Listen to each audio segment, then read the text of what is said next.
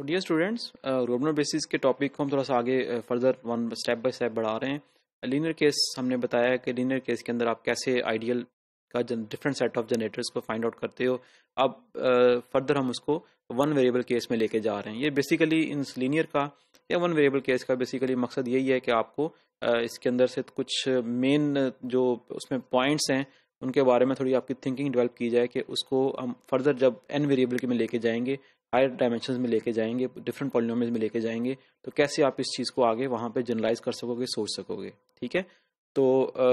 जैसे अब linear case काफ़ी इजी था, उसमें सिंपल हमने वो रो एचेलॉन फॉर्म में कन्वर्ट किया। अब जो ये वन वेरिएबल केस है तो थोड़ा सा इंपॉर्टेंट इसलिए है कि इसी के कुछ चीज़ों को हम आगे जनरलाइज करेंगे फॉर एन वेरिएबल केस। ठीक है, तो अभी हम वन वेरिएबल केस को स्टार्ट करते हैं। तो वन वेरिएबल केस के अंदर का मतलब ये है कि आपके पास जो पॉलिनोमियल रिंग है दैट इज ऑफ उसके अंदर वेरिएबल हैं वो वन है। ठीक है, फॉर एग्जाम्पल अब आप एक तो टर्मिनोलॉजी इसके पहले देख लें कि जो यू ऑलरेडी नो कि f जो है वो एक पॉलिनोमियल है इस वन वेरिएबल के अंदर। We call the degree of f denoted by deg of s as the largest exponent of x that appears in f। ठीक है, यानी कि डिग्री आपको पता ही है कि जो हाईएस्ट नॉन जीरो कोफिशिएंट है वेरिएबल की जो पावर का, उस पावर को जो हम डिग्री बोलते हैं। Then the leading term of f denoted by lt of f is the term of f with highest degree. ठीक है, and of course the leading coefficient of f denoted by lc of f is the coefficient in the leading term of f। ठीक है, for example अगर आपके पास f जो है that is a n x की power n plus a n minus one x की power n minus one plus so on plus a one x plus a not with a not से लेकर a n जो है that belongs in k and a n जो है वो non zero का मतलब ये है कि आपकी इसकी पॉलिनोमियल की डिग्री जो है वो n है। That means deg of f is equal to n। Leading term of f जो है वो आपके पास a n और x n x की पावर n यानी कि first highest term, and then leading coefficient of f is equal to a n। ठीक है, and moreover if you have this polynomial 3x cube minus 2x plus 1 and its degree of course is 3, leading term इसकी जो है वो 3x cube है और इसका leading coefficient जो है वो 3 है जो आपके पास हाईएस्ट उसके साथ पड़ा हुआ है, हाईएस्ट पावर ऑफ x के साथ। ठीक है, तो दैट मीन्स कि अभी हम आप इसमें जो कर रहे हैं कि वन वेरिएबल के केस में आप वो जो डिफरेंट सेट ऑफ जनरेटर है उसको कैसे फाइंड आउट करोगे for that ideal. So let f जो है वो आपके पास एक पॉलिनोमियल है x cube minus 2x square plus 2x plus 8 and now you have g some other polynomial 2x square plus 3x plus 1 is in q of x. So if we divide this f by g, ठीक है, f को जब हम g से divide करेंगे तो आपको पता है जब दो पॉलिनोमियल्स आपस में डिवाइड हो रहे हैं g की डिग्री जो है वो f की डिग्री के बराबर या उससे छोटी होनी चाहिए, तब हम g जो है f को डिवाइड करेगा और देन आपके पास you will have a quotient q and then you have a remainder r। ठीक है, in this example we have this 1 by 2x minus 7 by 4 as its quotient and remainder 27 by 4x plus 39 by 4x। ठीक है, और कैसे इसको find out करते हैं वो भी हम इसको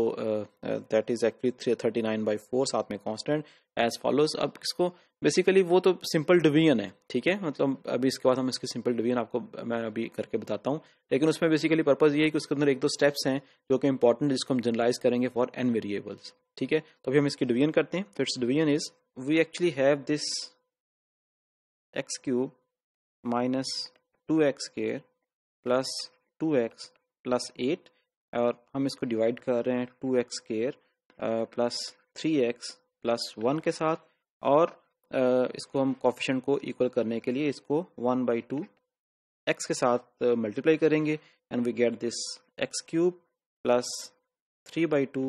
x square plus 1 by 2 x और then we have this cancellation, ये आपके पास खत्म हो जाएगा। Then we have this minus 7 by 2 x square and plus 3 by 2, 2 में से 1 by 2 माइनस कर देंगे 3 by 2 x and plus we have this constant 8 as it is. ठीक है, अब इसको हम मल्टीप्लाई करेंगे माइनस 7 एंड 7 by 7 के साथ 7 by एक्चुअली 7 by 4 के साथ, तो we get this minus 7 by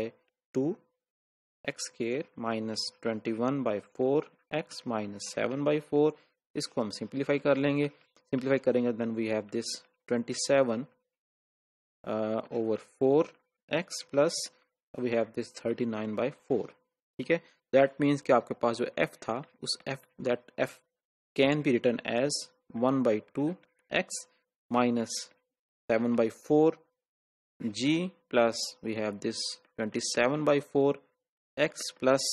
39/4। ठीक है, ये आपके पास इट्स क्वोशंट है और ये आपके पास जो इसका रिमाइंडर है। ठीक है, लेकिन इस सारे प्रोसेस में जो कि सिंपल आप आपको काफ़ी अच्छे तरीके से इसकी डिवीजन का पता है, उसमें एक तो चीज़ें हैं वो ये है कि जो हम पहला स्टेप करते हैं बेसिकली, इसमें इंपॉर्टेंट चीज़ ये है कि हम सबसे पहले इसकी जो लीडिंग टर्म है एक्स क्यूब को उसको कैंसिल करते हैं। ठीक है, और उसको मल्टीप्लाई करते हैं। We actually multiply this leading term इस जो जी से जिसे डिवाइड करना है इसको कैंसिल करने के लिए किसी ऐसे कॉफिशिएंट के साथ, सो दैट कि ये आपस में कैंसिल आउट हो जाए। ठीक है, सो इन जनरल अगर आपके पास f जो है such that polynomial f in k of x है with its degree of f is equal to n, और आपके पास g जो है वो भी k ऑफ x में से है और इसकी डिग्री जो है डिग्री ऑफ g जो है वो आपके पास m है। तो डिवीजन के लिए आपके पास एक तो ये होना चाहिए कि m जो है दैट शुड बी आपके पास यू मस्ट हैव दिस, अगर आप f को g से डिवाइड कर रहे हो then you must have this m should be less than equal to n। ठीक है, n जो है वो that should be greater than equal to m। और मोर ओवर इस केस में बेसिकली हम करते क्या है कि h जो है दैट आपके पास जो for example as a first step अगर मैं कहूँ कि आपके पास फर्स्ट स्टेप या फर्स्ट जो एलिमेंट मिला है इसकी लीडिंग टर्म को कैंसिल करने के लिए, उसको अगर मैं इसको h का नाम दे दूं तो बेसिकली h जो इस केस में आपको मिल रहा है that h is equal to f, मतलब पोलिनोमियल f माइनस आपने g किया है और g के साथ क्या कोएफिशिएंट मल्टीप्लाई किया, बेसिकली आपने लीडिंग टर्म ऑफ f को डिवाइड किया है basically leading term of g के साथ, सो दैट आपके पास ये लीडिंग टर्म ऑफ f और लीडिंग टर्म ऑफ g, ये लीडिंग टर्म ऑफ g जो है इस लीडिंग टर्म ऑफ g के साथ कैंसिल हो जाएगी। यहाँ पे आपके पास minus leading term of f आ जाएगा और ये minus leading term of f जो है ये f की लीडिंग टर्म के साथ कैंसिल हो जाएगा और लीडिंग टर्म ऑफ f जो है वो इस तरह कैंसिल आउट हो जाएगी। तो this is the first case, मतलब फर्स्ट आपने जो इसको फर्स्ट रिडक्शन की है उसको इस तरह हमने लिया है एंड देन वी हैव, हम इसको कहते हैं कि f जो है f is reduce to h using g। So this is another notation. और मोर ओवर हम इस स्टेप को आगे फर्दर फॉर एग्जांपल कंटिन्यू करते हैं, स्टेप को कंटिन्यू करते हैं उस वक्त तक जब तक आपके पास रिमाइंडर जो है उसकी डिग्री जो है वो इस g की डिग्री से छोटी ना हो जाए। ठीक है, उस वक्त तक हम इस प्रोसेस को कंटिन्यू करते हैं। फॉर एग्जांपल इस केस में अगर इसको मैं रिमाइंडर को r का नाम दे रहा हूँ तो इस केस में बेसिकली हमने f को रिड्यूस किया h में से यूजिंग g एंड देन इस h को हमने रिड्यूस किया r में से यूजिंग अगेन g। ठीक है, ये नोटेशन है कि जब आप इसको डिवाइड करेंगे देन आप इसको ऐसे लिखते हो f reduce to h using g and h reduce to r using g। और अगर मैं इसको कंबाइन करना चाहूँ तो मैं कह सकता हूँ कि f जो है तो बेसिकली रिड्यूस हो गया r को using g with you have more than one operation. So it means that कि आपके पास जो है ये प्रोसेस वक्त तक कंटिन्यू रहेगा जब तक r की डिग्री जो है वो इस g की डिग्री से छोटी ना हो जाए। ठीक है, तो ये जो प्रोसेस है आपके पास डिवीजन का, इसी प्रोसेस को फर्दर हम एक डिवीजन एल्गोरिथम के नाम से डिनोट करते हैं and that is you have this theorem let g be a non zero polynomials in k of x। ठीक है, then for any f belongs to k of x there exists a q and r in k of x such that f is equal to q times g plus r with r is equal to 0, यानी कि या तो इसका जो reminder होगा वो 0 होगा या r जो है वो आपके पास डिग्री ऑफ r जो है that is less than degree of g। ठीक है, मोर ओवर ये r और q जो हैं ये आपके पास यूनिक हैं। ठीक है, कि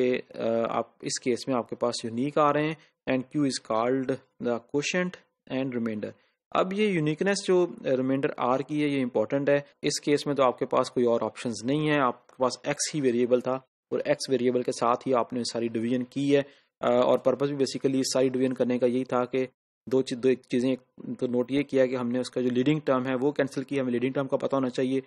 वन वेरिएबल के अंदर लीडिंग टर्म का हमें पता होता है कि वो हम हाईएस्ट पावर ऑफ वेरिएबल को ले रहे हैं, जबकि दूसरी चीज़ जो है वो आपके पास रिमाइंडर इस केस में यूनिक ही आएगा क्योंकि आपके पास कैलकुलेशन में कोई और लीडिंग टर्म या कोई और प्रोसेस नहीं होगा, सिर्फ आप हाईएस्ट